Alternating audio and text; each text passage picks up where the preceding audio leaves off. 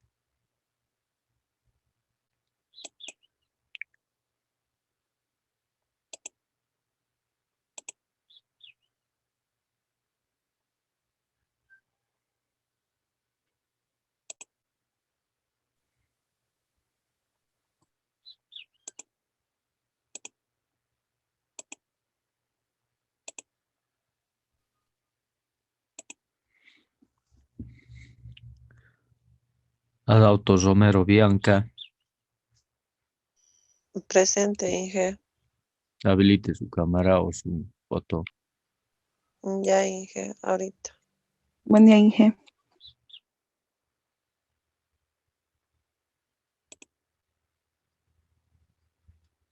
Carolina Castillo.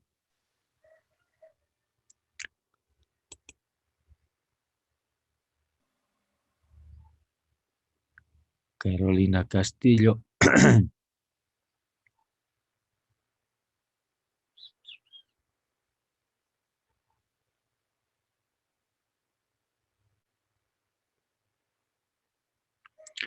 No hay Carolina Castillo ni por casualidad.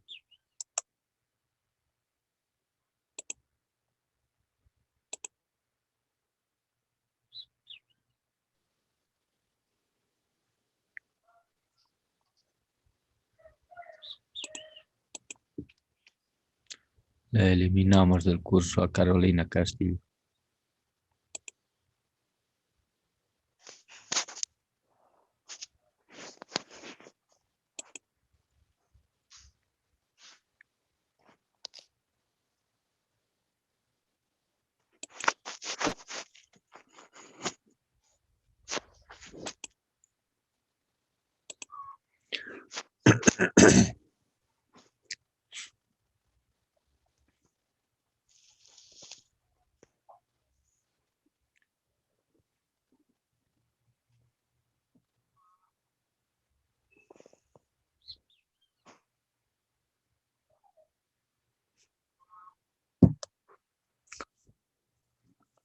Trataremos de terminar lo que son aplicaciones de la primera ley de la termodinámica para posteriormente entrar ya a analizar lo que es la segunda y tercera ley de la termodinámica, terminando con este tema de aplicaciones de la primera ley de la termodinámica, referida o enmarcada directamente en lo que corresponde a la termoquímica. Creo que ya tenemos material más que suficiente para poder dar una evaluación, que sería el próximo martes. La evaluación va a consistir en 2 etapas. Una etapa netamente teórica, basado en cuestionario de preguntas y respuestas para que ustedes puedan desarrollar. Adauto Romero Bianca, para que ustedes puedan desarrollar y responder a través del mismo una serie de conceptos, definiciones, relaciones de los diferentes temas que hemos estado llevando, que en Físico-Química 1 es importante, ya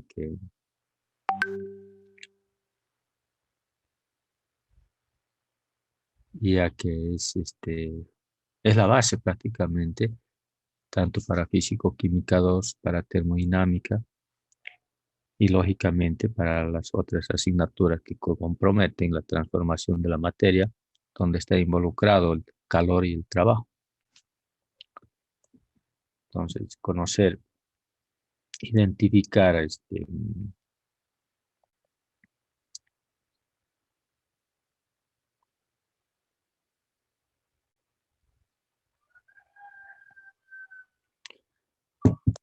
identificar cada una de estas definiciones y de estos conceptos relacionados justamente con el comportamiento de los diferentes fenómenos termodinámicos es importante para poder interpretar los demás fenómenos que se vienen a continuación, ya relacionados con aspectos netamente aplicables dentro de lo que es el manejo de equipos, de máquinas. Aplicar la termodinámica dentro de lo que es el trabajo de un compresor, de un motor, de un intercambiador de calor, como también ya habíamos estado insinuando algunos ejemplos de aplicación del por qué estudiamos la físico-química, y lógicamente que ya se complementa en un trabajo mucho más a profundidad, más específico, cuando lo volcamos ese estudio a un equipo en particular, ¿no? A un compresor, a una bomba, etc. Bueno, ya no hay más.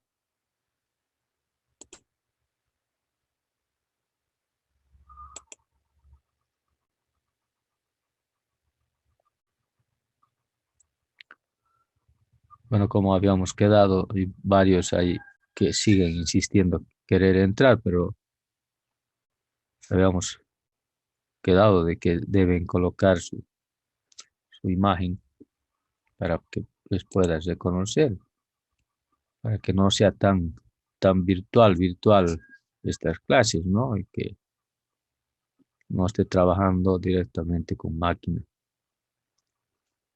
Podamos tener un poquito de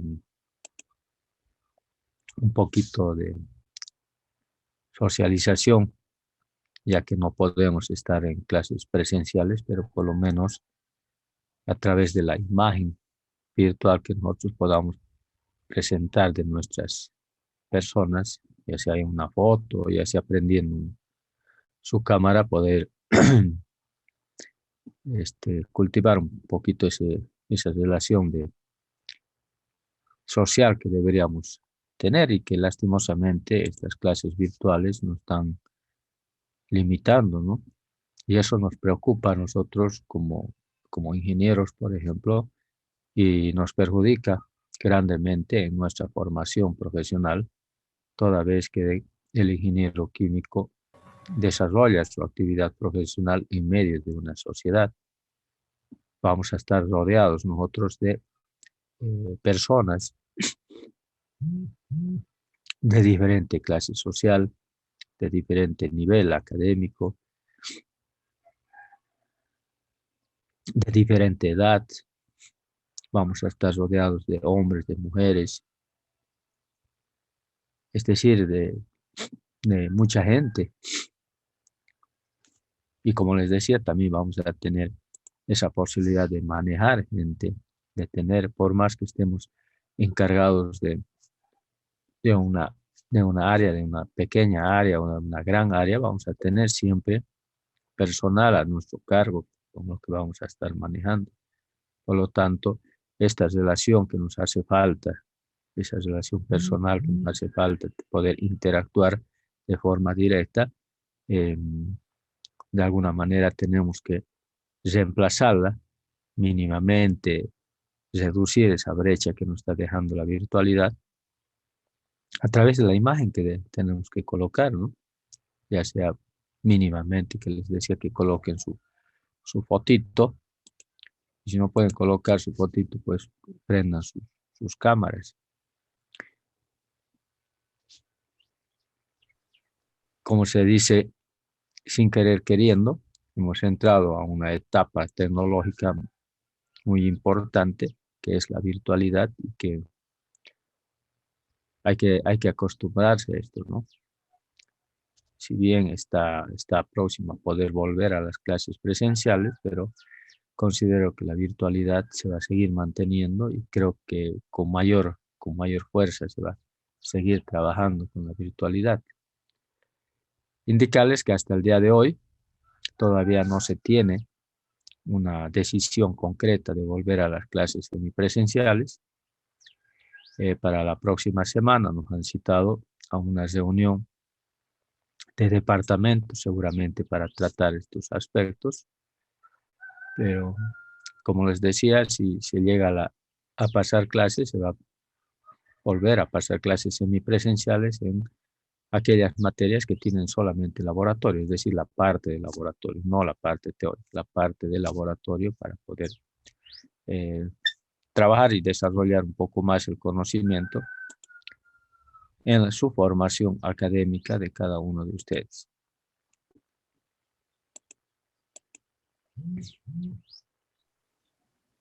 Inge, buen día. Hola Elizabeth, ¿cómo estás? Este año la universidad debe estar ahorrando mucho en electricidad. El año pasado, porque cada año en los consejos era la queja de que se pagaba harto. ¿Para qué habrán hecho? Bueno, cuando no hay control, el gasto es enorme, ¿no? Por más no se utilice.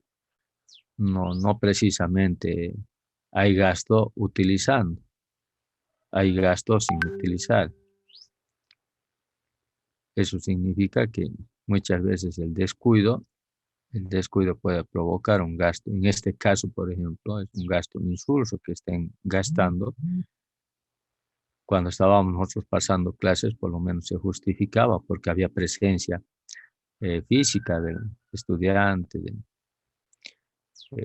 Si una aula se dejaba con luz, pero ha sido por motivo de que por lo menos un estudiante ha estado ahí en algún momento eh, trabajando.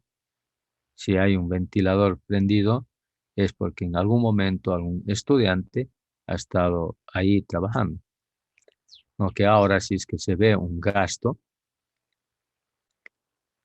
es porque por descuido y por negligencia de algunos funcionarios que seguramente al entrar al aula a arreglar o hacer una limpieza, pues su comodidad hace de que se descuiden y dejen la luz prendida o los ventiladores prendidos. Y eso ya no se justifica, ¿no? Porque no en ningún momento ha dado un aporte adecuado a lo que ha sido creado, ¿no? Bueno, ya no hay más. Veamos lo que nos falta trabajar con lo que... Ay, ¿dónde está?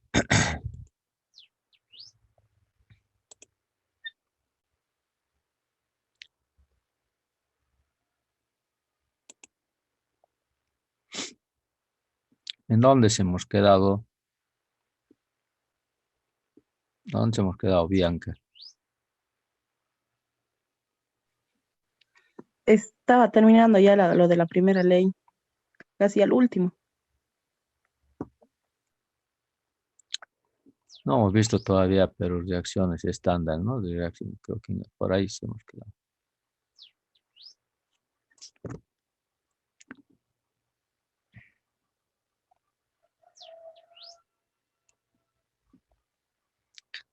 Procesos, las reacciones que habíamos visto. Procesos exotérmicos, proceso endotérmico que corresponde tanto al desprendimiento de energía como en ecuaciones termoquímicas, creo que se hemos quedado.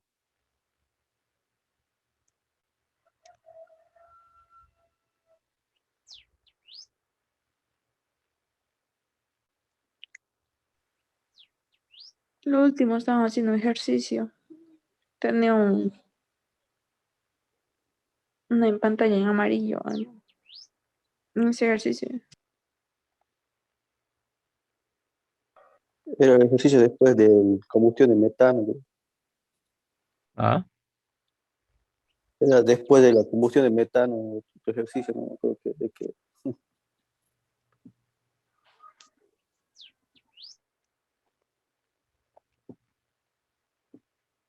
no, la ley de Hess no hemos visto todavía.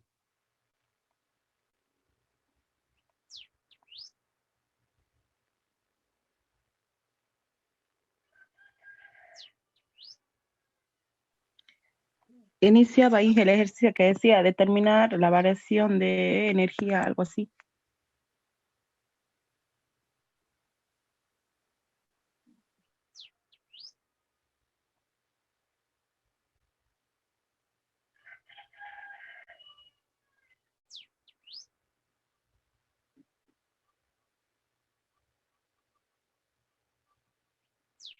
En esta, cuando estábamos viendo cómo trabajábamos en una reacción donde teníamos que ver la variación del número de moles, la energía interna, la temperatura. Esta creo que era determinar la variación de energía interna para el proceso de combustión de un mol de propano. Cuando estábamos viendo la relación de el calor a volumen constante y a presión constante. Realmente para los gases donde habíamos implicado la ley de Clapeyron para introducir dentro de la misma, cuando la ley de Clapeyron, que es la ley universal de los gases, indicaba que la presión por volumen es igual al número de moles por la constante y por la temperatura. Siempre tomando en cuenta que cuando utilizamos la ley de los gases ideales, se maneja siempre tanto presiones como temperaturas absolutas. Eso no hay que olvidarse, ¿no? Y esto está enmarcado dentro de lo que corresponde a la ley de los gases que habíamos visto. Las temperaturas, cuando nos dan en grados centígrados, ver la forma de transformar a grados Kelvin, que es la temperatura absoluta. Cuando cuando teníamos una ecuación química, en este caso es una ecuación termoquímica, porque al margen de expresar la ecuación química como tal, expresamos acompañados del comportamiento térmico de la ecuación, es decir, el calor que puede estar cediendo o absorbiendo la reacción para poder desarrollarse. En este caso, habíamos indicado que por convención se coloca el signo negativo para aquellas reacciones que provocan un desprendimiento desprendimiento de calor. En este caso, pues tenemos un signo negativo que hace mención a ese desprendimiento de calor para que suceda este proceso de combustión del propano. Entonces se desprende 2219.8 kilojoules de energía de calor. Bueno, habíamos indicado también de que podemos calcular a través de la estequiometría. Como les indicaba, siempre la estequiometría es importante en todo aspecto basado en la química general. El calcular las cantidades o los coeficientes estequiométricos que permiten a nosotros poder balancear o igualar la ecuación. ¿Con qué objeto? Con el objeto de cumplir con la ley de la ley de la conservación de la materia. Esa ley que nos indica que tanto los reactivos y los productos deben tener las mismas cantidades al término de la transformación de la materia en sistemas cerrados. Dentro de lo que es la termoquímica, en la relación comparativa para poder determinar el número de moles se manifiesta solamente para los estados gaseosos. ¿Ya? Cuando tengo sustancias puras líquidas como el agua, no se toma en cuenta. De tal manera que puedo sacar un delta de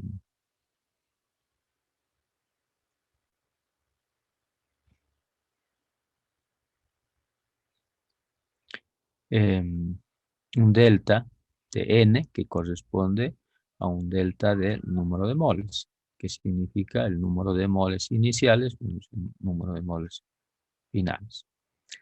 Entonces, para determinar esa variación de energía interna, nos reemplazamos a través de la ecuación que nos indica que el delta de H, es decir, el cambio de entalpía es igual al cambio de energía interna más un delta del número de moles por la constante de los gases ideales R y por la temperatura. En todo caso, ya reemplazando, puedo despejar de aquí delta W, que es la variación de energía interna, en función de entalpía del número de moles de R y de T, de tal manera de que puedo obtener el valor. Como les decía, la temperatura que, bueno, en este caso es una temperatura estándar, a 25 grados centígrados, debo convertirla a grados Kelvin, que son temperaturas absolutas para poder determinar. Y me da un valor de energía interna de 2214 por 10 a la 3 joules. Inge, ¿Sí? está cambiando de pantalla, no veo lo que está explicando en la número 32. Está de página.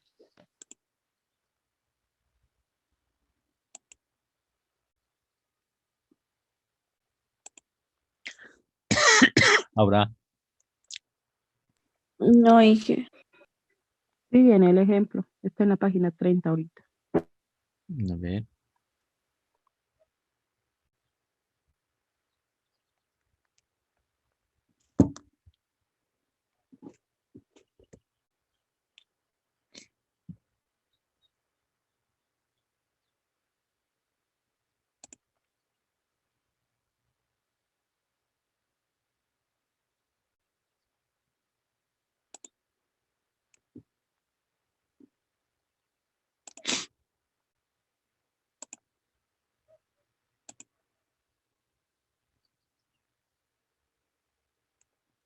Ahora,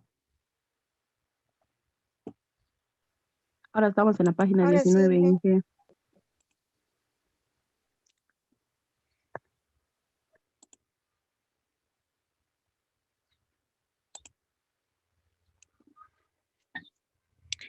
Inge. Aquí se hemos quedado viendo, ¿no?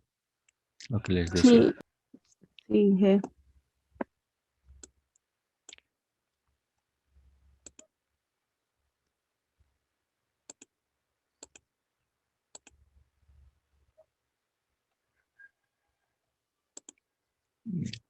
Esto es lo que estábamos viendo, como les decía.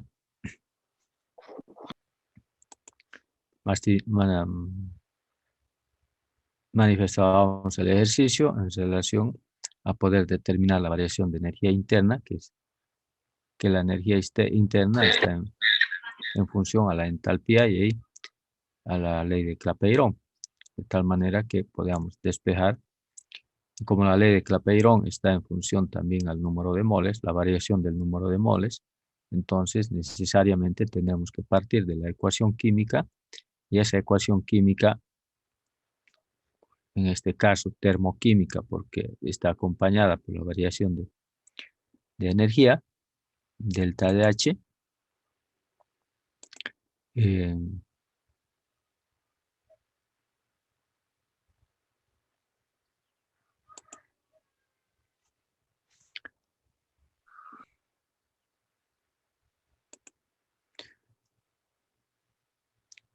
entonces de ahí es que podemos determinar ese valor de delta Dn, que es la variación del número de moles, considerando siempre para este tipo de reacciones la variación de moles en función a que el número de moles solamente varía dentro del espacio de lo que corresponde a los gases. En el caso de los líquidos, como tenemos en nuestra ecuación, no se toma en cuenta porque su concentración casi es constante, ¿no? De tal manera sacamos ese delta de n y podemos reemplazarlo en la ecuación de la entalpía, que está en función a la energía interna y a la relación que sacamos de la ley de Clapeyron, que es la presión por volumen. Reemplazando nos va a dar igual al número de moles por la constante y por la temperatura. Como habíamos indicado, las temperaturas siempre se manejan con temperaturas absolutas. Por lo tanto, esta temperatura de 25 grados centígrados, que corresponden a las temperaturas estándar, debemos convertirlas a temperaturas absolutas. Es una temperatura relativa, 25 grados centígrados. De ahí que obtenemos la variación de energía interna para este proceso de combustión, considerando un mol de propano. ¿Ya?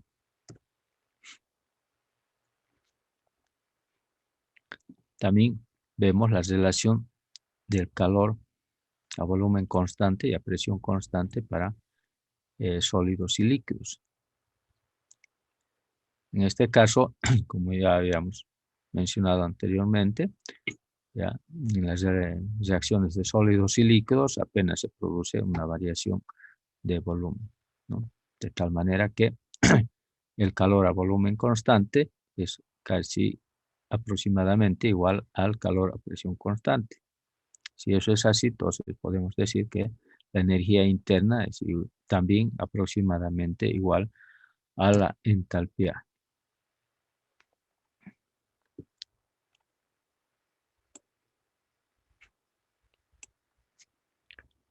Las entalpías normales de reacción, que son las energías normales de reacción, estas son el incremento entálpico, es decir, el incremento de la energía en una reacción, tanto los reactivos como los productos, porque son los dos que forman parte de esa transformación de la materia, se encuentran en condiciones estándar. ¿Cuáles son las condiciones estándar? Se indica que son condiciones estándar cuando el sistema está a una atmósfera de presión y a 25 grados centígrados de temperatura. es decir, se mantiene a una temperatura constante de 25 grados centígrados. Generalmente se expresa la entalpía normal de reacción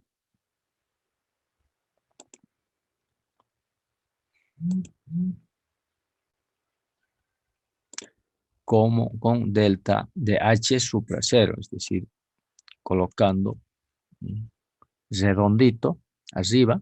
Ese redondito está indicando que se está expresando la entalpía para una reacción en condiciones estándar, ¿no? Entonces, condiciones normal o condición estándar también. Se mide en unidades de Joule o kilojoule, dependiendo de la reacción que se va a tener. ¿Ya? Esa entalpía estándar, es decir, sub cero o sub redondito, como quieran denominarlo, solamente es un símbolo, ¿ya? Un símbolo que me identifica que se trata de la entalpía estándar o normal. Va a ser particular para cada una de las reacciones que se tiene, ¿ya? Muchas veces esta entalpía también se la encuentra tabulada en las respectivas tablas.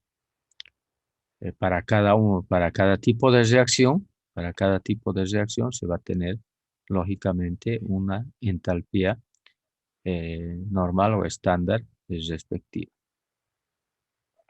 Para el caso de formación del agua, ¿ya? Y tengo para un mol, la formación del agua va a ser muy diferente para 2 moles, ¿no?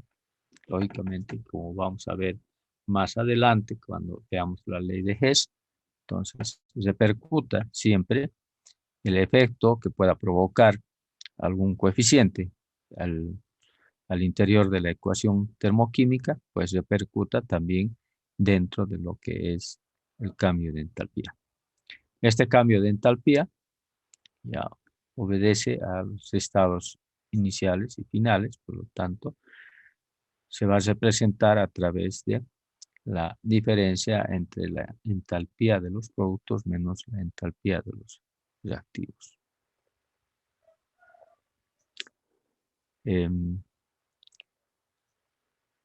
Si nosotros queremos considerar, por ejemplo, un cambio aplicando la termoquímica en una descomposición del carbonato de calcio, una reacción de descomposición, se descompone el carbonato de calcio a través del calor, es decir, nosotros sometemos al calor al carbonato de calcio, se descompone en óxido de calcio y dióxido de carbono, con una entalpía, delta de H estándar, podemos decir de reacción, en este caso sería una reacción de descomposición. Si queremos especificarla claramente, el proceso que ha sufrido la reacción sería una entalpía de descomposición, que va a ser igual a 1 a 1700 o 178 kilojoules por mol. Si se fijan, tenemos un símbolo positivo. ¿Eso qué quiere decir? Que esta reacción de descomposición ha tenido que sufrir una incorporación de energía. Es decir, es una reacción endotérmica, ¿no? Necesita introducirse una cierta cantidad de calor para poder producirse.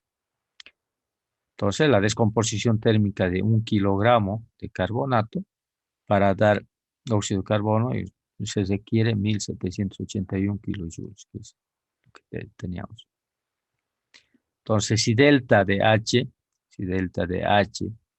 es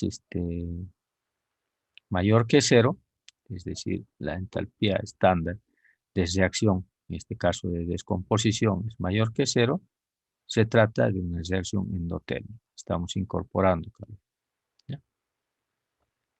Si fuera negativa, si fuera delta de H estándar de reacción fuera negativa, menor que 0, entonces sería una reacción exotérmica.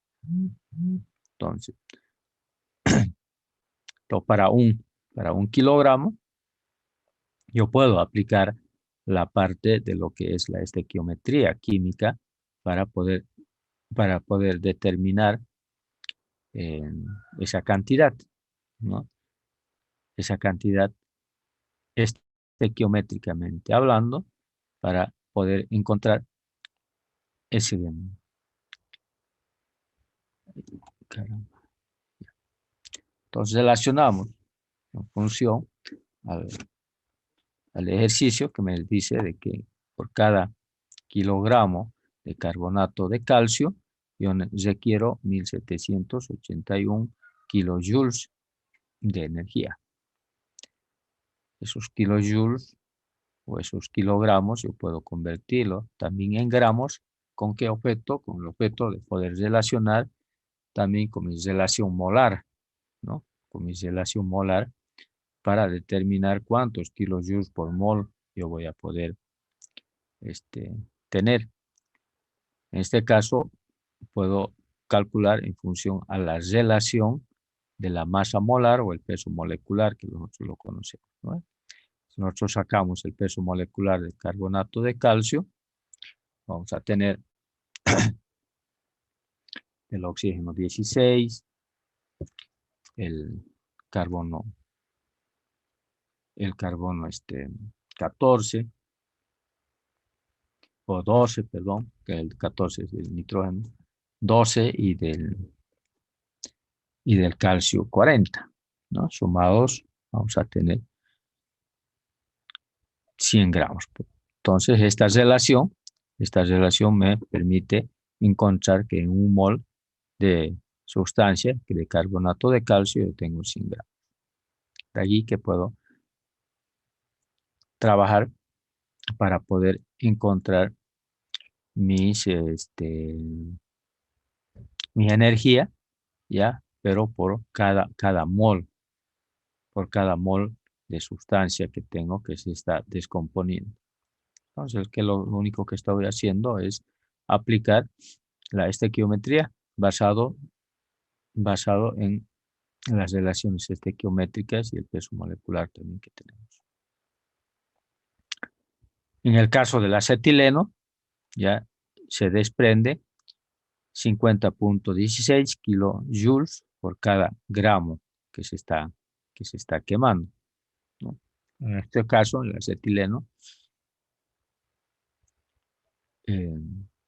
es un gas altamente de poder calorífico alto. Se lo utiliza bastante en lo que son las soldaduras por oxígeno que llaman, ¿no? Esos tubos o esa pistolita que tienen y atrás tienen otro.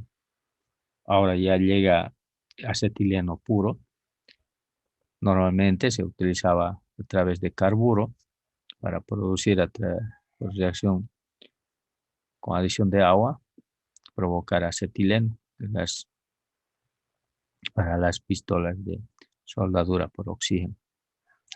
Entonces, este es un gas al contacto con el oxígeno, lógicamente inyectado o activado con una fuente de calor, provoca un desprendimiento de 1304 kilojoules por mol. Esta es una reacción de combustión, por ejemplo. No podemos hacer ningún cálculo si no tenemos la relación también estequiométrica, que es importante para las demás actividades. En este caso, como les decía, tiene un signo negativo, por lo tanto el delta de H es menor que 0, y al ser menor que 0 se está refiriendo a una reacción exotérmica por convención. Entonces, esa delta de H, es decir, el delta de entalpía estándar de combustión, también lo puedo relacionar para obtener mi relación en función a la cantidad que yo estoy quemando. ¿Cuánto estoy quemando? Estoy quemando 1 gramo por cada gramo que yo estoy quemando de acetileno, estoy gastando 50.16 kilojoules. ¿Ya? Hay que colocarlo juntamente con su signo porque ese es el calor que se está desprendiendo. Entonces saco también la relación para un mol, ¿no? Para un mol de sustancia que yo estoy queriendo determinar, cuántos gramos de acetileno tengo, que sería 26 gramos, ¿no? 12 por 2 más 2, tengo 26. De tal manera que el delta de H de estándar de combustión va a ser igual a menos 1303 kilojoules por mol. Tenemos también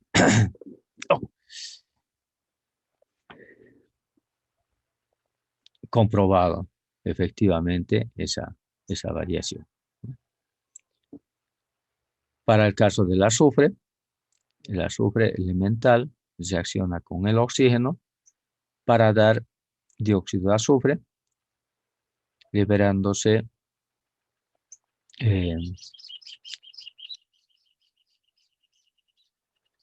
46 kilojoules por cada gramo de dióxido de azufre obtenido. Entonces también manifestamos este tipo de reacción desde el punto de vista de la aplicación de la estequiometría también. Como el delta de H estándar es menor que 0, entonces se está refiriendo a una reacción exotérmica. Hay un desprendimiento de calor. Entonces relacionamos también a través de lo que es el peso molecular respectivo para esta cantidad de 4.6 kilojoules. Pero me está indicando para cada mol, entonces yo debo sacar mejor dicho, por cada gramo, entonces debo sacar para cada mol. Y para relacionar esta cantidad de gramos con la relación de moles, tengo que aplicar el peso molecular, ¿no? El peso molecular del óxido de azufre, el dióxido de azufre, que es igual a 64. Por ejemplo, por un mol de dióxido de azufre tengo 64. Entonces, la relación que tengo a partir de un gramo para un gramo de dióxido de azufre que se liberan 4.6 kilojoules. De ahí que puedo encontrar también mi valor de delta de H de combustión, que los reemplazamos en una ecuación termoquímica, ¿no? La ecuación termoquímica no solamente es expresar los reactivos y los productos, sino es expresarla la misma a través del balance de materia, buscando sus coeficientes estequiométricos que igualan y acompañado de su energía estándar, en este caso su entalpía estándar de reacción. En este caso la reacción sería de combustión. Aquí tenemos una reacción de descomposición, ¿ya? Así podemos formar nuestras reacciones termoquímicas.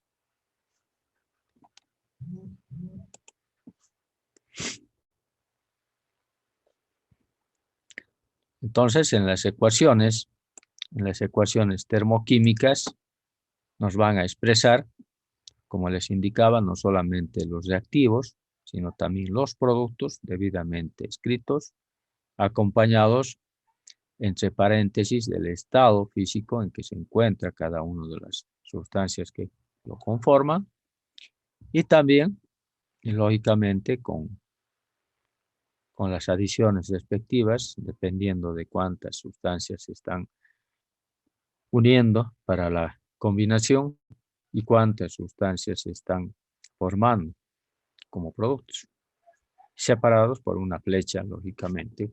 Ya esto desde un punto de vista ya general de una ecuación química. Pero en la ecuación termoquímica, pues se acompaña, como les decía, ya la variación de energía que se expresa a través de ese cambio de entalpía estándar de reacción.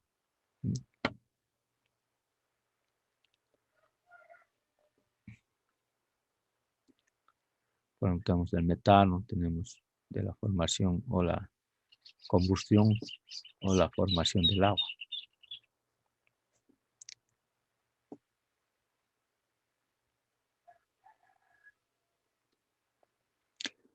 Aquí hay las reacciones, tanto endotérmicas como exotérmicas que les estaba explicando. Y también estas, las mismas reacciones, se las puede representar de forma esquemática a través de diagramas entálpicos. Estos diagramas entálpicos que nos representan justamente la variación que se tiene del comportamiento de la entalpía en el transcurso de las reacciones respectivas. ¿Ya? Volvemos a repetir de que la presión constante, el delta de H de la reacción, es igual al calor, donde las condiciones estándar se representan a través de la presión de una atmósfera y 25 grados centígrados, que equivalen a 298 grados Kelvin. Entonces, las entalpías están descritas para cada uno de las reacciones termoquímicas, expresadas siempre también con sus símbolos respectivos que nos dan a conocer si las reacciones son exotérmicas o endotérmicas. Habíamos manifestado que para reacciones exotérmicas, el delta de H estándar de reacción es menor que 0. Esa delta de H es igual a la entalpía de los productos y a la entalpía de los reactivos. Entonces, lo que no se tiene es estas entalpías fijas. Entonces, se trabaja a través de promedios de entalpías y generalmente se involucran dentro de un delta de H de reacción, ¿no? Que es prácticamente un promedio sacado de diferentes actividades similares. Entonces, cuando hablamos de los diagramas entálpicos, es justamente graficar el comportamiento de la entalpía en función a un recorrido, en función a una trayectoria que puede pasar la reacción química, es decir, la transformación de la materia. En las reacciones exotérmicas, pues se presenta al reactivo que involucra o que contiene una cierta cantidad de energía. Y esa energía ya la comienza a liberar de tal manera que los productos en los productos esa entalpía disminuye. El delta de entalpía es justamente esa variación que se tiene del paso entre los reactivos y los productos. En ahí se refleja ese delta de H estándar de reacción, en este caso que generalmente se trabaja a presión constante, ¿no? Porque se trabaja al ambiente. Diferente pasa con las reacciones endotérmicas, donde el comportamiento de la entalpía en este diagrama entálpico nos indica que este reactivo, que inicialmente no tiene una entalpía, no tiene una energía suficiente para reaccionar, necesita incorporar energía a la misma para producir un cambio representativo y pueda transformarse en producto. Por lo tanto, esa diferencia de energía que se manifiesta de convertirse de reactivo a producto, pues es la entalpía estándar de reacción. Generalmente, como se está incorporando energía, pues esa energía es mayor que 0 para las reacciones endotérmicas, el delta DH de reacción estándar sería positivo.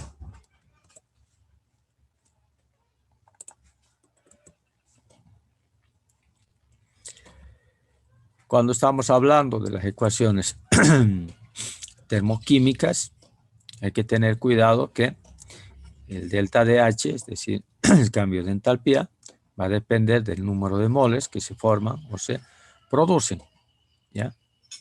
Es decir, va a afectar bastante lo que es los coeficientes estequiométricos. Por lo tanto, el hacer el balance de materia, en este caso haciendo cumplir la ley de la conservación de la materia, va a afectar tanto a la ecuación química como también al valor de la entalpía.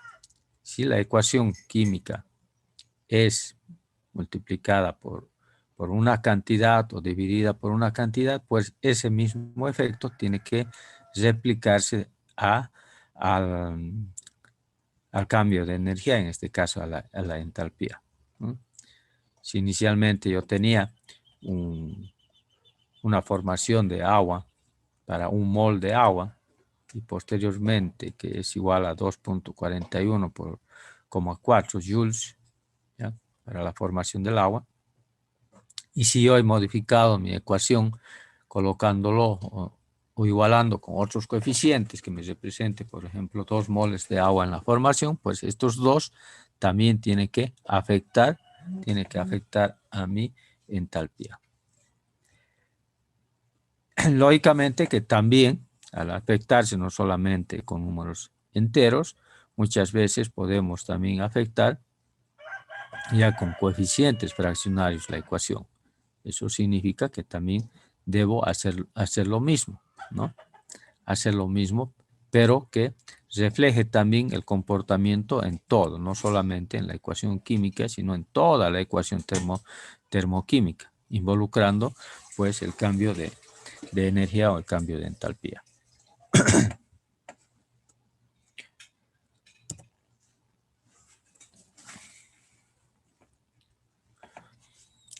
En las ecuaciones termoquímicas, por ejemplo, los estados físicos de todos los reactivos y productos deben especificarse en las ecuaciones termoquímicas. ¿Por qué? Porque a través de los mismos yo voy a poder también hacer las consideraciones adecuadas para poder representar en cada uno de los cálculos, ¿no? Tengo que identificar en la reacción, en la ecuación termoquímica, esos estados físicos porque me representan un cambio entálpico muy diferente estando en estado líquido o en estado gaseoso. Por ejemplo, para el agua. No es igual un cambio de entalpía, ¿ya?, cuando yo tengo el paso del agua sólida al paso del agua líquida, ¿ya?, que va a ser diferente, y también va a ser diferente el paso del agua líquida a la gaseosa, ¿no? Eso lo vamos a poder determinar también cuando podamos ver en laboratorio, ¿no? En nuestro equipito a través de los métodos de calorimetría, ya con nuestro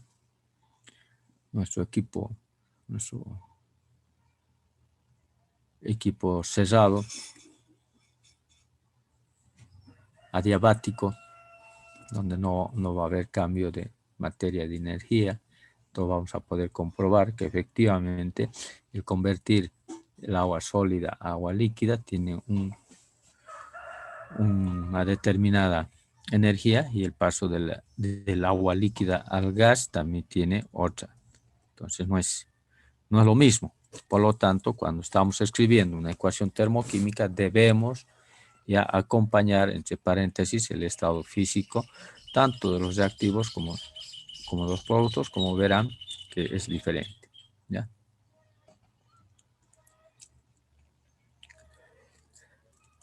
¿Cuánto calor se libera cuando 266 gramos de fósforo blanco se queman en el aire? Nos permiten nos están pidiendo cuánto de calor, es decir, trabajar con esa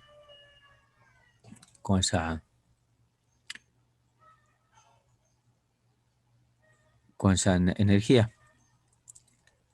Entonces tenemos al fósforo en estado sólido.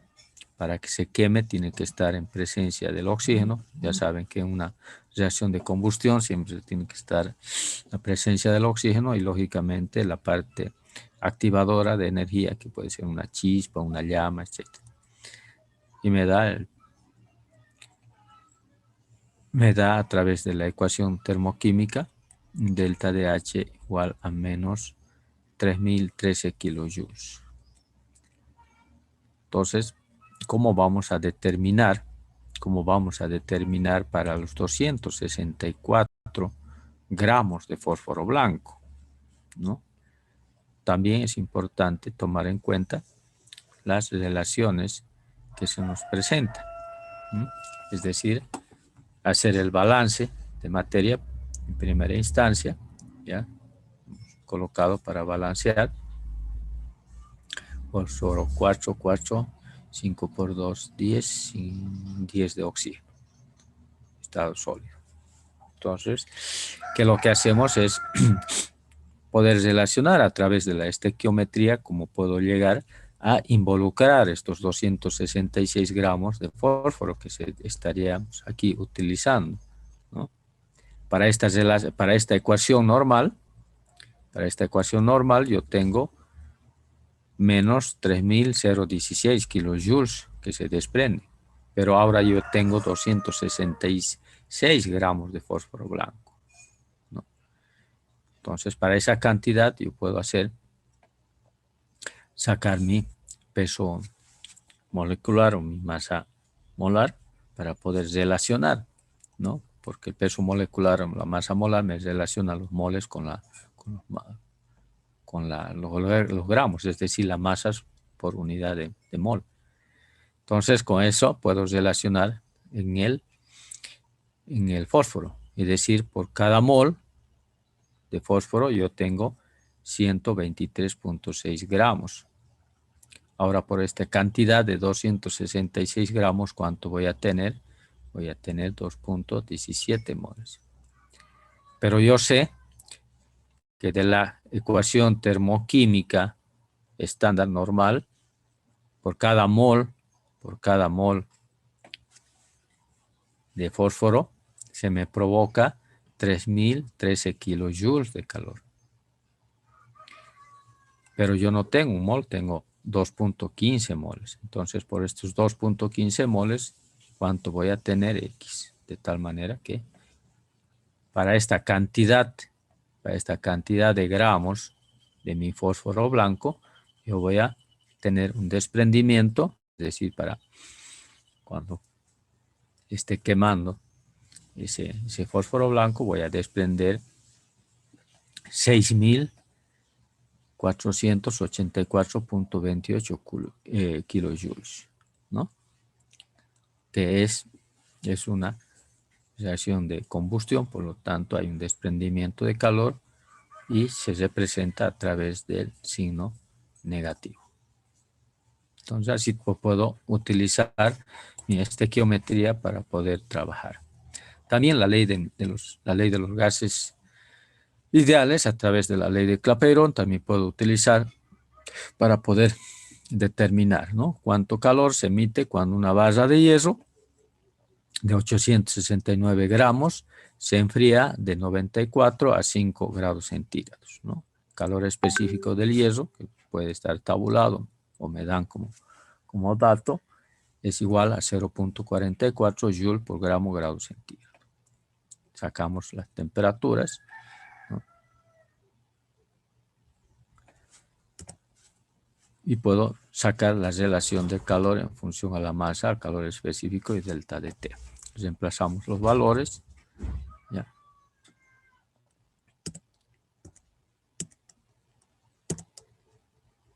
Y vamos a tener 34 tantos.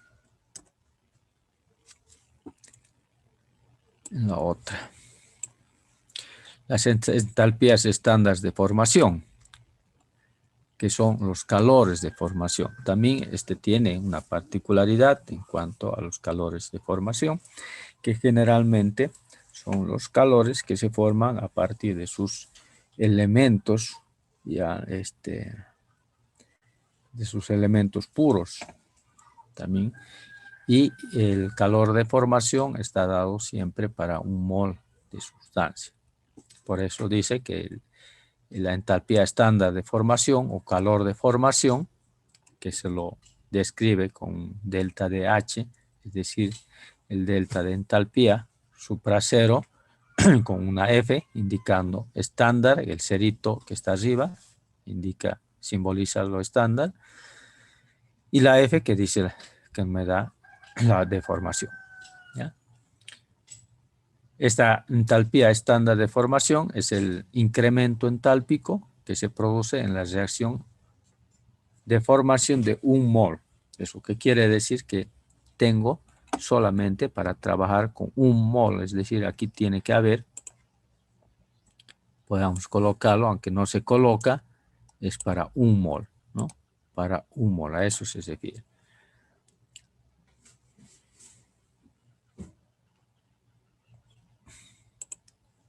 Para un mol de un determinado compuesto, ya puede ser el dióxido de carbono, puede ser el agua, a partir de sus elementos en estado físico normal, es decir, en condiciones normales.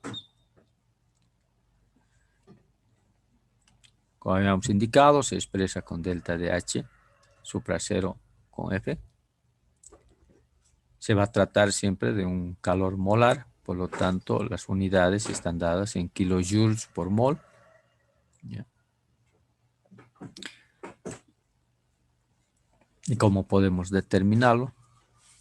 A ver, trabajamos en función a lo que dice la entalpía estándar de formación,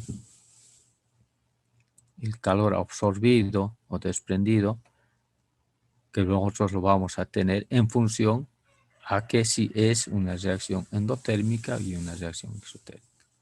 En este caso, tengo una delta de H de formación estándar para una reacción exotérmica, porque tenemos el signo negativo, ¿no? Se forma para un mol, como les decía, de sustancia a partir de sus elementos constitutivos o puros en estado estándar, es decir, a una atmósfera de presión y 25 grados centígrados. Por ejemplo, si tengo y estas entalpías estándares de formación, como les decía, también van a ser diferentes dependiendo del estado de agregación de la materia, ¿no? Por ejemplo, si tenemos aquí para el agua, por ejemplo, para un mol que se forma de agua en estado gaseoso, la entalpía de formación estándar va a ser de menos 242. Pero el caso para si se forma un líquido va a ser diferente, va a ser de menos 285. Y para el caso de los sólidos, si se forma agua en estado sólido, también va a ser diferente. Entonces, fíjense, es tan importante acompañar la ecuación termoquímica con el, entre paréntesis, colocando el estado de agregación molecular que tiene la sustancia para poder identificar. Estos valores de delta de H de formación estándar se encuentran tabulados para distintas sustancias, ¿ya? Hay tablas que se tienen.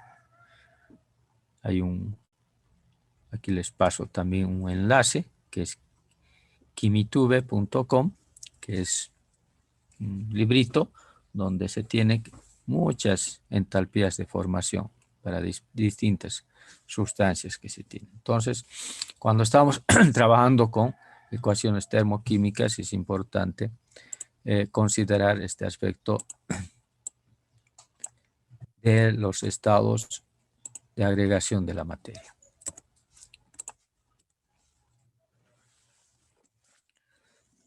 Ya entrando a lo que son ya la parte procedimental que corresponde al cálculo de la entalpía, es decir, al calor de reacción, vamos a aplicar de forma inicial la ley de Hess, una ley que nos permite determinar la entalpía estándar en función también al número de moles que yo puedo representar a través del balance de materia, ya haciendo cumplir la primera ley de la conservación de la materia. La ley de Hess nos dice que la entalpía estándar de una reacción va a ser igual a la suma, ¿ya? A la suma del número de moles de los productos por su entalpías estándares de formación de los productos menos la sumatoria del número de moles de los reactivos por las entalpías de formación de los reactivos. Entonces, esta delta de H supra 0F nos representa, pues, la energía de formación, ¿ya? Entonces, y esto lo voy a poder determinar tanto para cada uno de los elementos que forman parte de la reacción o moléculas que se involucran en la reacción.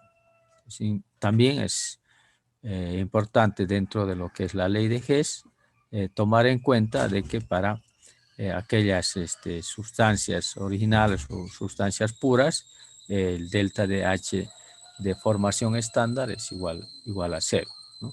Por ejemplo, en el caso del oxígeno. El oxígeno es una sustancia pura, por lo tanto su delta de H de formación, en este caso, delta de H de formación para el oxígeno va a ser igual a 0. Si nosotros consideramos desde el punto de vista general una reacción que tenga A más B igual a C más D, lógicamente debemos acompañar sus coeficientes estequiométricos para poder determinar el balance de materia respectivo, ¿no? Es decir, que a través de los coeficientes estequiométricos yo busco igualar la ecuación. De tal manera que, aplicando la ley de Hess, mi delta de H estándar de reacción va a ser igual a la suma del número de moles de mis productos por el delta de H de formación de los productos, es decir, todos los que están en mis productos, todos estos, menos la suma del número de moles por los delta de H de los reactivos. Expresando en la ecuación general, voy a tener, por ejemplo, el número de moles que sería C multiplicado por su delta de H de formación de C, más D por su delta de H de formación estándar de D, menos, ya abro los paréntesis para hacer la representación de esta.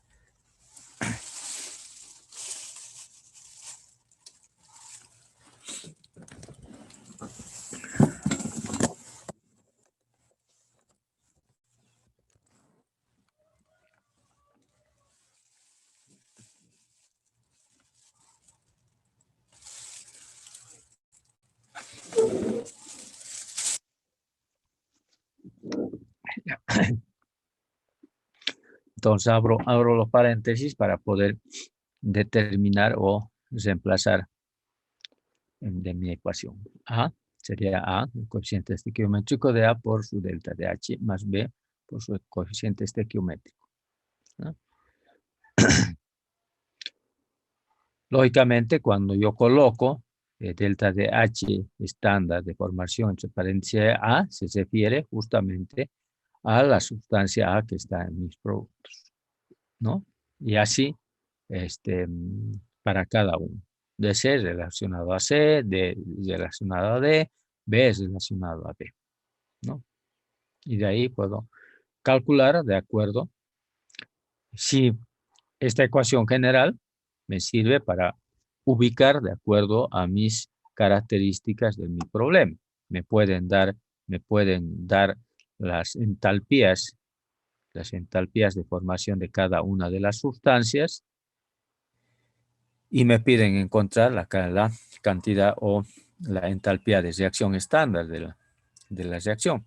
Entonces, conociendo las entalpías de formación de cada uno de ellos, yo puedo conocer a partir de la ecuación termoquímica, puedo conocer, o la ecuación química, puedo conocer sus coeficientes estequiométricos y encontrar el delta de H de reacción.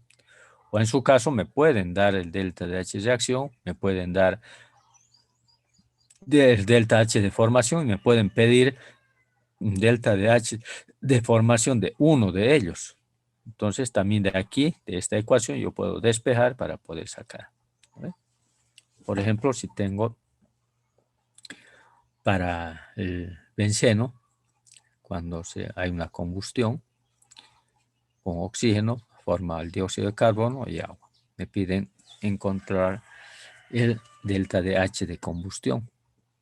Me dan los valores de formación tanto del benceno, del dióxido de carbono y del agua. Fíjense, no me están dando del oxígeno. No me dan del oxígeno porque, según la ley de Hess, también me indica que para aquellos elementos o moléculas en estado original, es decir, en estado puro, ya su entalpía de formación estándar es igual a 0. Pues como no me da, entonces yo tengo que considerar de ya que el oxígeno, como el oxígeno es puro, entonces es 0. Y nosotros reemplazamos el delta de H de reacción para esta ecuación, veremos de que antes de reemplazar tengo que igualar, ¿no? Tengo que igualar la ecuación buscando sus coeficientes estequiométricos respectivos.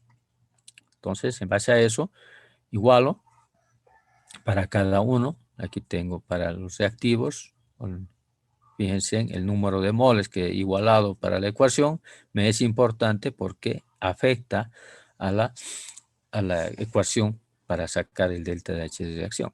Entonces, si yo igualo mal mi ecuación, lógicamente mi cálculo de delta de H de reacción también va a salir mal. O sea, hay que tener en cuenta de que hay que igualar, hay que darse el tiempo para verificar que la cantidad de reactivos tiene que ser igual a la cantidad de productos. Reemplazamos, ¿ya? Y vamos a tener, para el caso del oxígeno, 15 medios, que es el N del oxígeno, por delta de H de formación del oxígeno. Pero ese es igual a 0. Entonces se coloca igual a 0 y solamente se hace la operación con los que tenemos. Por lo tanto, voy a tener un delta de H de formación de menos 3.300 kilojoules por cada mol.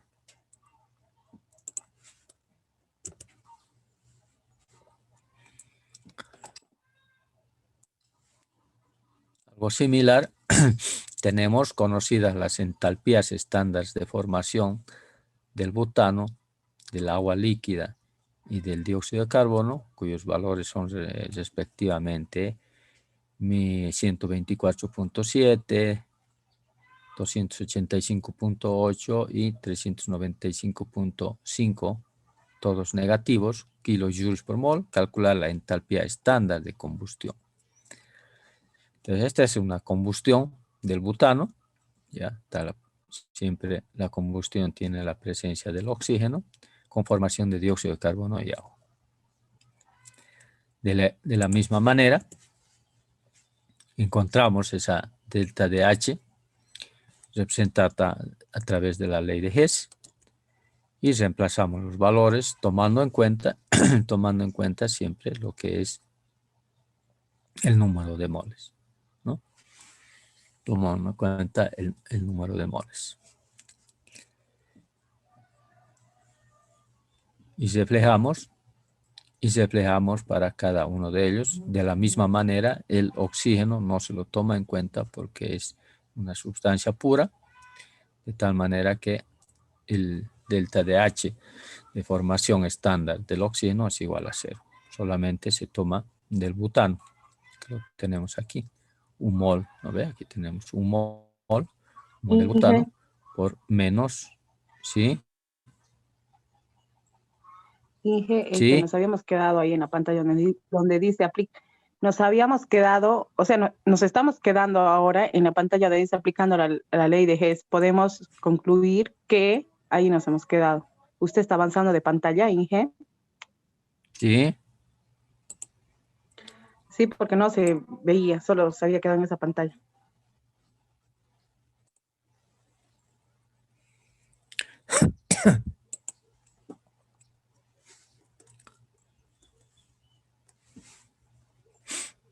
Se congela, ¿no? Por el frío. Hasta el equipo tiene, Sí, se congela. hasta el equipo tiene las consecuencias. Esto ya hemos visto. Nos habíamos quedado en la ley de GES. Ahí.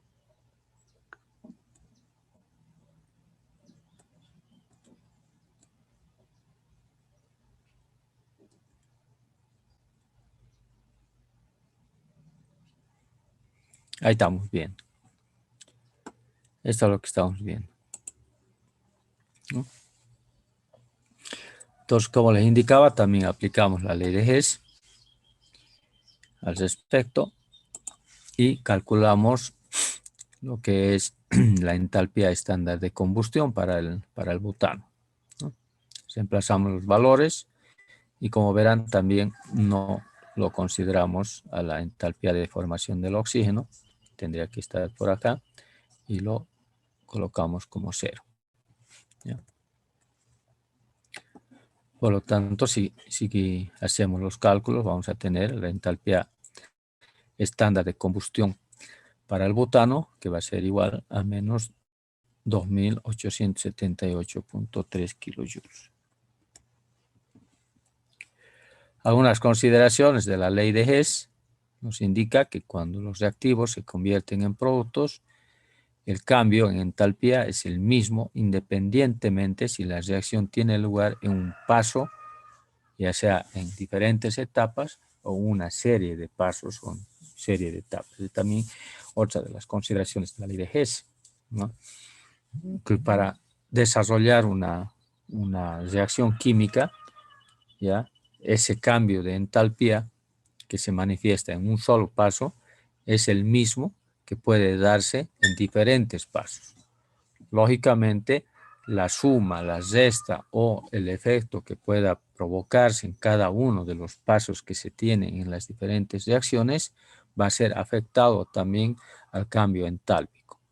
Como les decía, si en una ecuación yo lo multiplico por 2, también tiene que ser afectado al cambio entálpico, es decir, a la entalpía.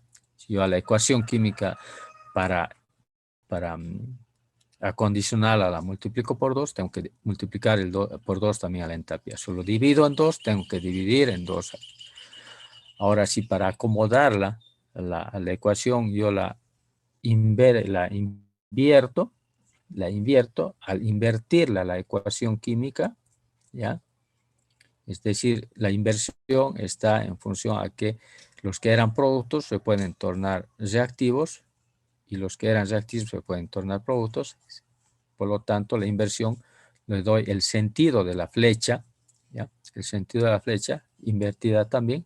Y cuando hago yo ese cambio, también tengo que hacer el cambio en la entalpía, ¿ya?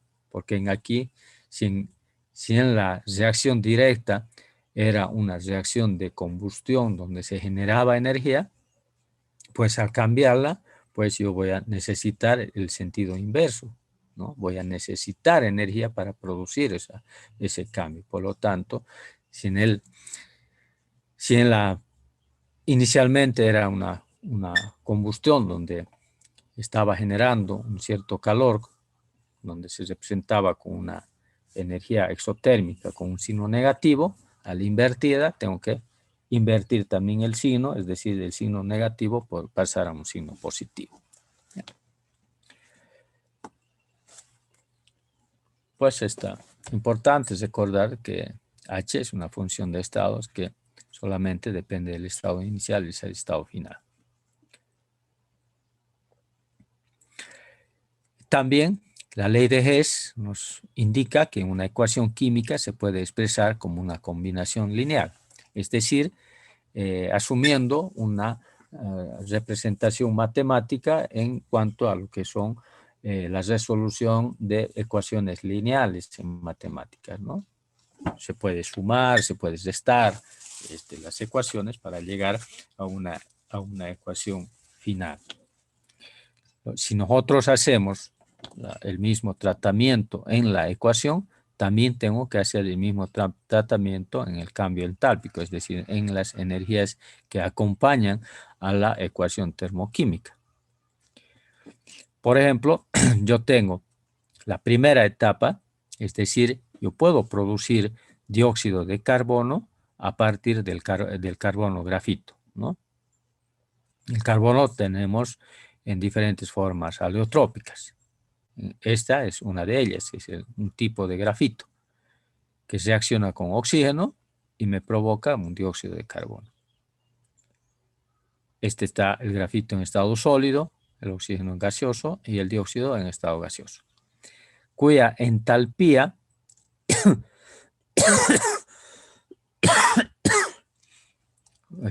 esa entalpía o ese cambio entálpico para esta reacción directa es de menos 393.5 kilojoules por mol.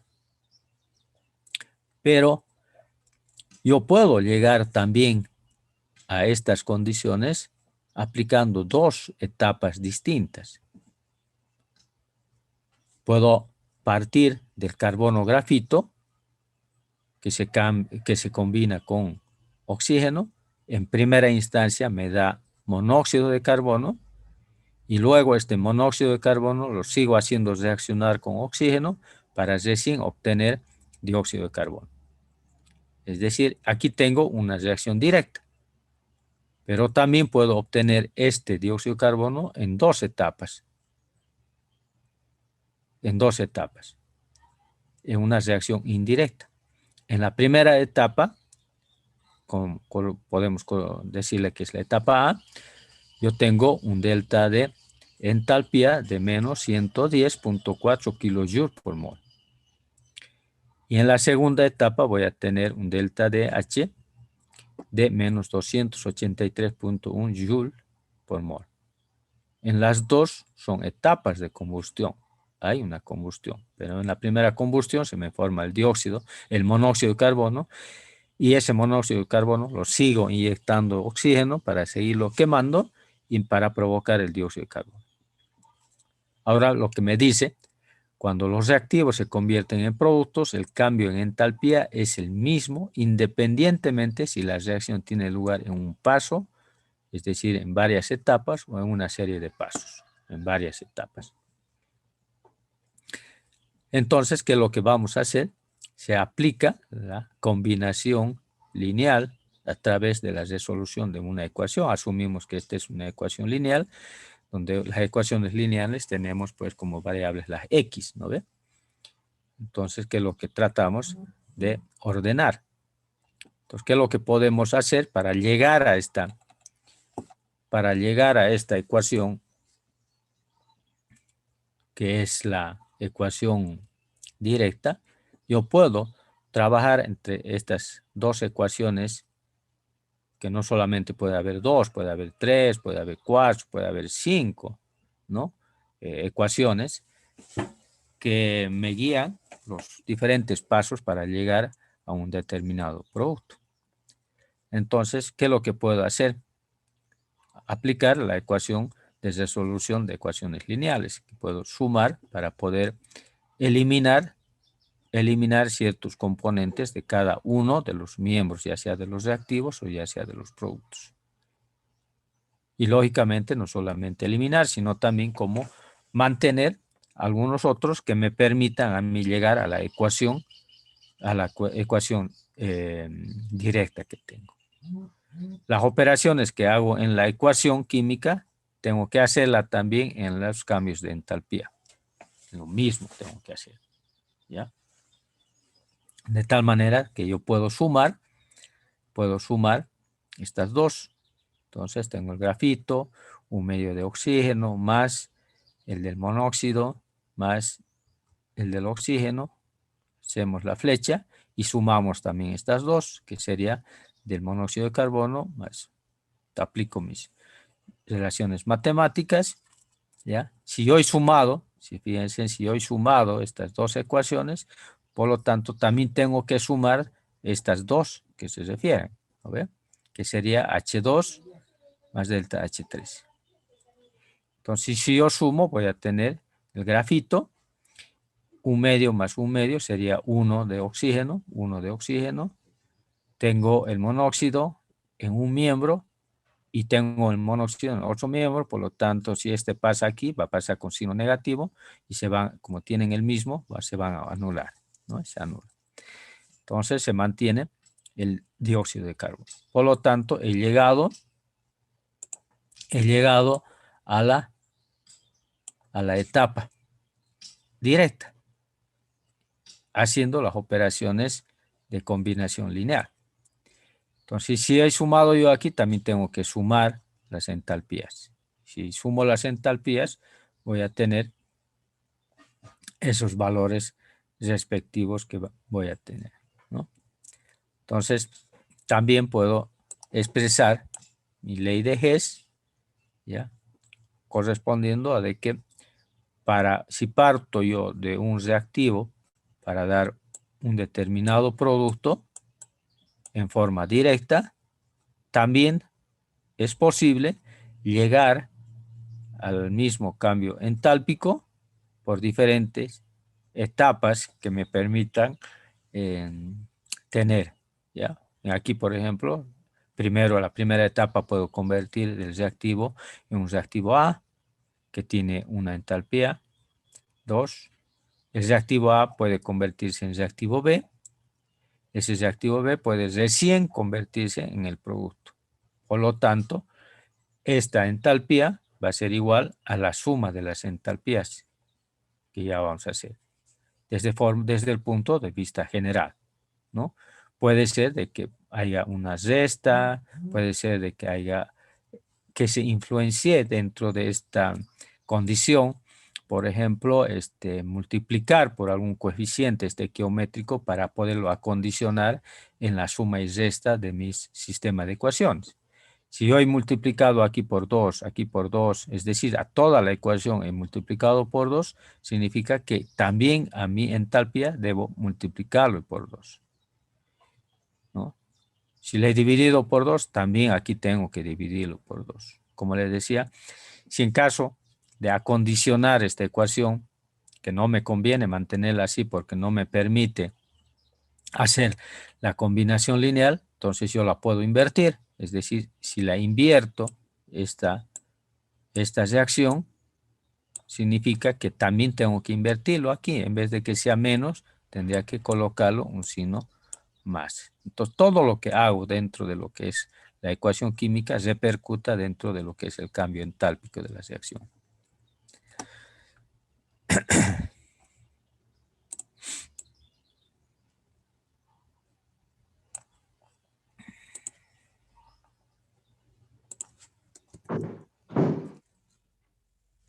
Hijitas, ¿por qué son jodidas?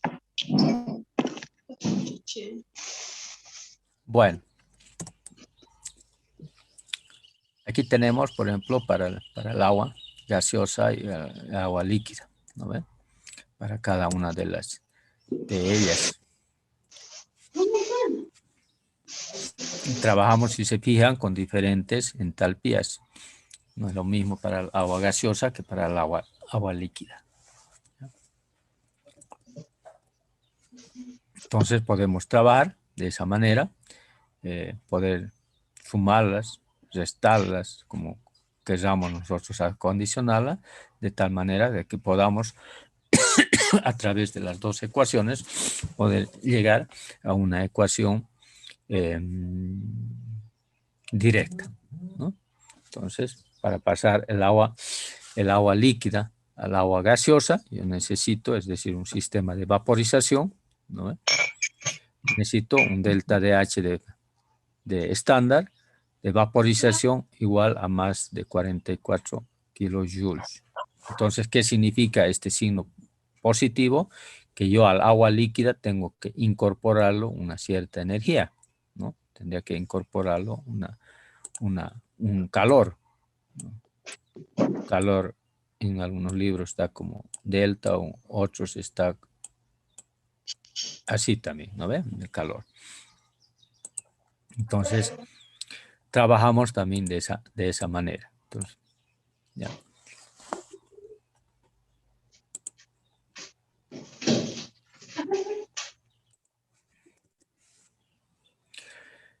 El esquema de la ley de Hess justamente nos permite a nosotros encontrar, ¿no?, esas entalpías a través de las gráficas entálpicas, ¿ya?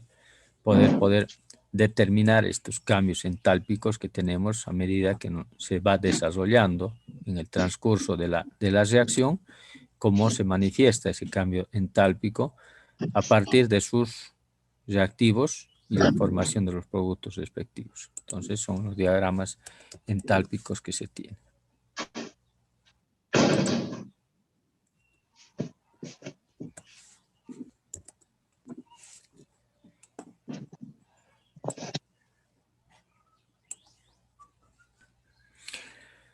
Conocidas las entalpías estándar de formación del butano, del agua líquida, el dióxido, cuyos valores son respectivamente, calcular la entalpía estándar de combustión del butano.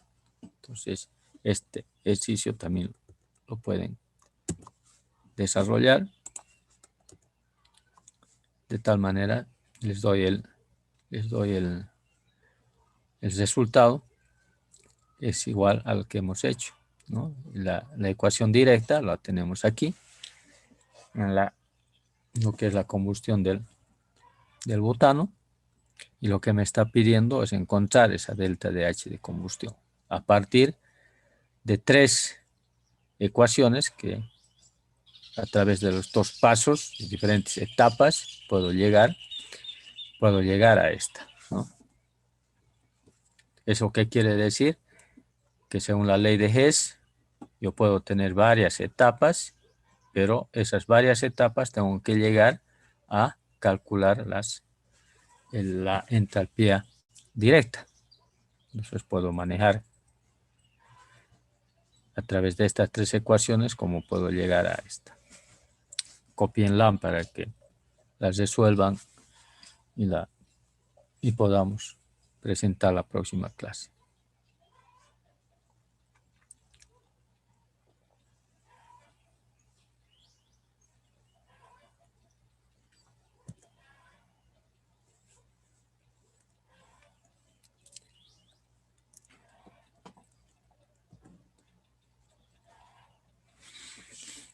Ahí tienen otra. Determinar la entalpía de formación del eteno a partir de los calores de reacción de las siguientes reacciones.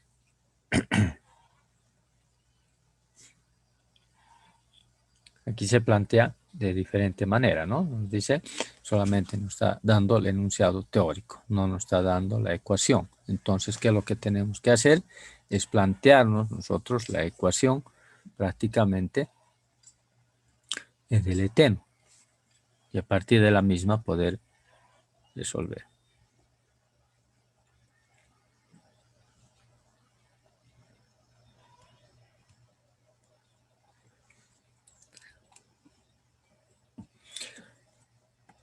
En este ejercicio, las entalpías de combustión de la glucosa y del etanol son respectivamente 2.815 kilojoules por mol y menos 1.372 kilojoules por mol. Con estos datos, determinar la energía intercambiada en la fermentación de un mol de glucosa, reacción en la que se produce etanol y dióxido de carbono. ¿Ya? Entonces, no nos está dando prácticamente la reacción, solamente me está dando el enunciado. El enunciado me dice de que la glucosa, ¿ya?, la glucosa va a tener un proceso de fermentación y en ese proceso de fermentación se me va a producir etanol, y se me va a producir dióxido de carbono. Que es lo que me están pidiendo, justamente ese delta de H de fermentación, en este caso de la glucosa. Entonces, yo me planteo la ecuación directa que se puede hacer. Las reacciones de combustión me presenta, me indica las reacciones de combustión, por ejemplo, de la glucosa, reacciona con el oxígeno para formar el dióxido de carbono y agua, y la reacción del etanol, que reacciona con el oxígeno para dar dióxido y agua. Me dan las entalpías de cada una de las etapas, ¿ya? De tal manera de que puedo plantearme la ecuación general, la ecuación directa, ya de fermentación de la glucosa, que me da en alcohol y dióxido. Y lo que me debo sacar es ese delta de H de fermentación. Entonces debo actuar, debo trabajar con estas dos ecuaciones desde un punto de vista lineal, resolviendo una ecuaciones lineales. Que lo que debo hacer es, en primeramente, observar cómo está mi ecuación directa y poder acondicionar de acuerdo a mis ecuaciones de los pasos que tengo, acondicionar en las mismas relaciones, por ejemplo, estequiométricas que tengo, ¿no? De tal manera que la primera, yo tengo la ecuación donde la glucosa reacciona con el oxígeno para darme 6 de dióxido de carbono y 6 de agua, equilibradamente. Y lo saco de la primera ley o mejor dicho, de la primera ecuación sin modificar. Pero ¿qué es lo que pasa en la segunda? En la segunda ya veo que tengo que acondicionarla, ¿no ven? Tengo que acondicionarla porque el etanol lo tengo como reactivo, pero en mi ecuación final, en mi ecuación directa, la tengo como producto. Entonces, como tengo como producto y aquí lo tengo como reactivo, si hago yo una suma de estas reacciones, voy a seguir manteniéndolo como reactivo. Entonces, para que se me forme como producto, tengo que invertirla esta ecuación. Y al invertirla esta ecuación, afecta al signo de la entalpía. Como está aquí en signo negativo, al invertirla se convierte en signo positivo. De tal manera que este que estaba como producto lo voy a llevar a reactivos y estos que estaban con reactivos lo llevo a productos y lo tengo aquí, ¿ya? De tal manera que al hacer la inversión, tengo que hacer la inversión también del signo. Entonces tengo que colocarlo como positivo. Pero fíjense en que también aquí tengo 2 moles de alcohol. 2 moles de alcohol, es decir, de etanol. Y en mi ecuación solamente tengo 1. Entonces, para que tenga yo un 2 aquí, tendría que multiplicar a toda la ecuación química por 2.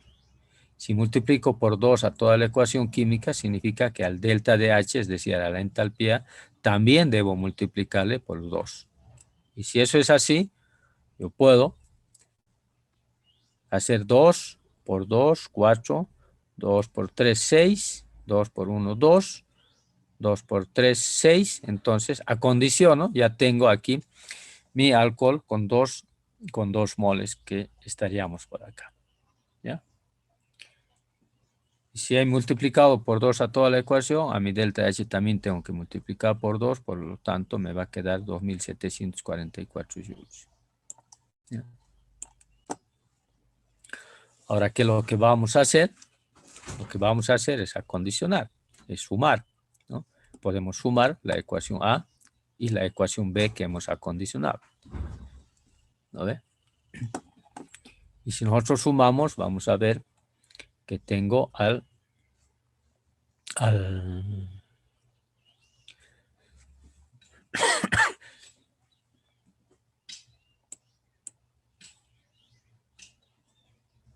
aquí está. La tengo separado a mis reactivos con mis productos a través de mi flechita. Todo lo que están de reactivos colocamos en un miembro, todo lo que está en producto en otro miembro y procedemos a ver qué podemos simplificar o qué podemos sumar, ¿no? Por ejemplo, tengo el agua, que lo tengo aquí, tengo el agua, lo puedo simplificar con el agua que lo tengo en el otro miembro, porque si este está con positivo, pasa este a negativo y como son iguales se van a simplificar. Tengo el oxígeno, tengo el dióxido de carbono. El oxígeno no hay problema, se queda ahí tal como está. El oxígeno, el dióxido de carbono, lo puedo pasarlo aquí y lo sumo. Al pasarlo pasa con signo negativo y lo sumo con los 6 del dióxido de carbono. Sería 2 de dióxido de carbono en todo caso, ¿no? Aquí tendría del dióxido de carbono. ¿El oxígeno no se simplifica igual? Se puede simplificar, Inge, con lo del otro lado. También tenemos la misma cantidad de oxígeno. Aquí, ¿no ve? Ajá, sí, exacto. Este chin se va aquí, Con eso. ¿no ve? Sí, el dióxido de carbono le quedaría 2 dióxidos de carbono. Perfecto, ¿no ve? Y aquí se podría también simplificar el metano. No, a ver. Aquí ya no. Eso. Aquí se mantiene porque este está solito. Entonces me Ahí quedaría tiene dos. quedaría la glucosa. Me quedaría la glucosa. No me quiero pintar mi lápiz. Quedaría la glucosa. Me quedaría el alcohol. Me quedaría el alcohol. Y el dióxido de ¿no? carbono. Y me quedaría el dióxido de carbono, que este es fruto de la diferencia entre los 6 del dióxido de carbono con los 4 del dióxido de carbono. Con eso ya he obtenido mi ecuación. Tengo mi ecuación que he trabajado aquí. Entonces, que lo que estamos haciendo es trabajar con esa suma en la operación, y en la operación pues también realizamos con lo que es el delta de H. Entonces, hemos visto de cómo yo puedo acondicionar también mi ecuación. Si no me sirve de forma directa, yo la puedo invertir, pero si la invierto, tengo que cambiar el signo. Si lo afecto a mi ecuación multiplicando por algún número, ya sea entero, ya sea fraccionario, en este caso es entero, pero puedo también multiplicar por una fracción. Si eso ocurre dentro de la ecuación, aquí también tenemos que activar. Es decir, si aquí he dividido entre 2, aquí también tendría que dividirlo entre 2 para que trabaje. ¿Ya?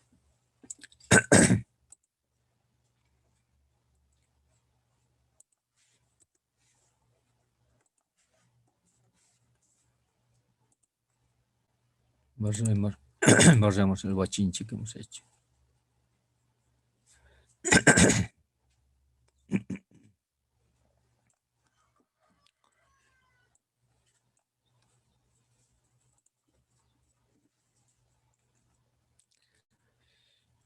Aquí también hay otro para que puedan trabajar, ¿no? Calcular la entalpía de formación. En este caso del sulfuro de carbono, dióxido de azufre, líquido que se forma a través de sus entalpías de formación.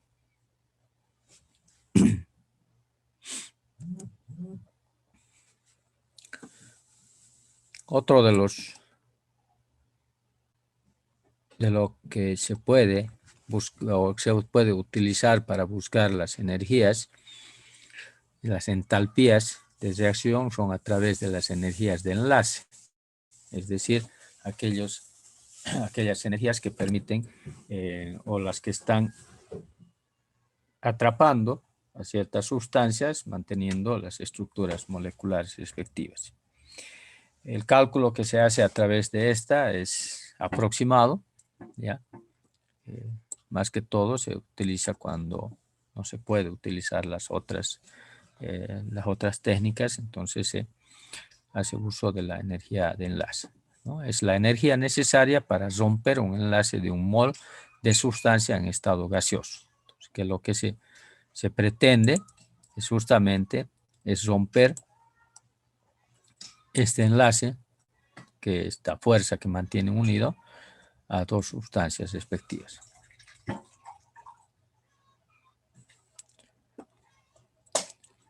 En el caso del hidrógeno, ¿no? Tenemos para poder romperla también, y esa energía de enlace de rotura, por ejemplo, para el hidrógeno es de 436. Que nos dice que es positiva, es necesario aportar una energía al sistema, ¿no? Lógicamente, si nosotros estamos provocando una rotura, entonces tenemos que incorporar una cierta energía al sistema para poderla romper. Nos dice que también es difícil de medir, por lo tanto se encuentra a través de datos promedios, ¿no?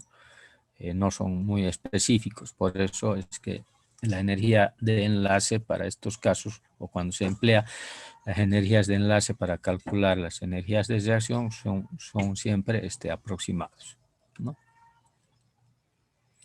En este caso, desde el punto de vista general, ya vamos a tener para el cloro, ¿no? El cloro tenemos que está unido a través de un enlace, y lo que esa energía de enlace es la fuerza que necesitamos, o la energía que necesitamos para romper este enlace que mantiene unidos, lo igual que tenemos para el hidrógeno. Estas energías de enlace están tabuladas, se encuentran en tablas para cada uno de ellos, ¿ya? Cuando tenemos en una estructura molecular enlaces hidrógeno-hidrógeno, cloro-cloro, bromo-bromo, carbono-carbono, carbono-carbono, dependiendo del tipo de enlace, ¿no?, que se está manejando, ya sea un enlace simple, un enlace doble, un enlace triple. En el carbono también se tiene los enlaces, ¿no?, para cada uno de ellos. No hay que imaginar de que el enlace doble sería el doble del enlace simple, no es así, ¿no? Es aproximadamente, pero no es así. O el enlace triple sería 3 veces más el enlace simple, no es así, ¿no? Es aproximadamente, pero no es así. Muchas veces pensamos de que el enlace doble es el doble del enlace simple, es el triple del enlace simple, su energía o su energía de enlace, pero no es así.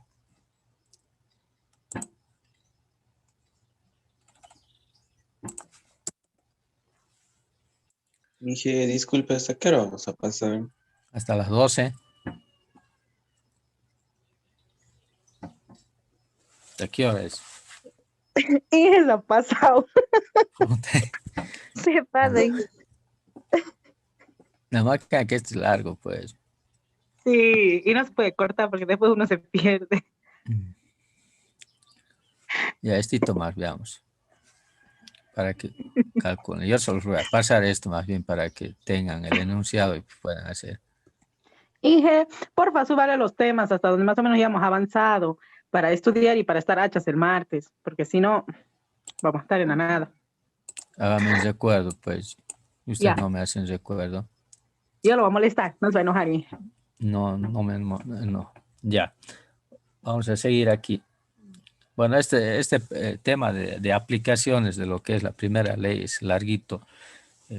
Ahí son varias consideraciones. Después ya vamos a entrar a la segunda ley, que es más cortito, la parte de espontaneidad y equilibrio. Y ya estamos casi para terminar, ¿no? Lo dejaremos entonces. Si no, yo me he olvidado también que tengo clases. A las Inge, 10:30. disculpe, ese de examen de teoría, ¿cuánto va a durar? ¿De qué? De examen de teoría que dijo. Teoría 15 minutos. Ah, Ejercicios más rápido. Es un cuestionario prácticamente que yo los coloco ahí. Inclusive están las respuestas. Si ustedes si estudian y repasan, fácil darse cuenta porque en ahí mismo les coloco las respuestas y ustedes tendrán que escoger la respuesta más adecuada que se pueda. ¿Va a ser por Moodle, Inge? Por Moodle, sí, por Moodle. ¿Ya? El Moodle, el cuestionario está por Moodle.